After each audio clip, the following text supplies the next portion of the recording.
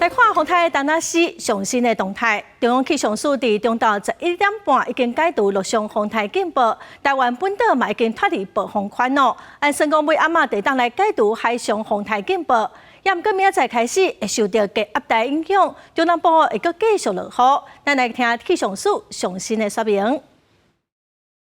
而台风未来的强度以及它移动方向速度，如我们所预估的话，我们将在5点半解除海上台风警报。目前在台风所接近的位置，像北部海面，它仍然有4米左右的浪高。而在今天，台湾北部海面和东北部海面以及马祖海面仍然有长浪情形。而且虽然随着台风离开，可是我们在台中以北的沿海、台东以及屏东以及南投山区，甚至澎湖和马祖，依旧有8到9级的强阵风。 明天在中南部地区，整天断续还是会有短暂性的阵雨或雷雨，而其他各地则是属于午后雷阵雨的天气情况。目前预估明天在南部地区可能会出现局部性的大雨势，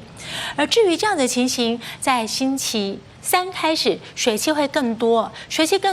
到时候各地都会下阵雨或雷雨。那其中南部地区下雨的时间稍微比较长，也预估南部地区和中部山区可能会出现局部性的大雨。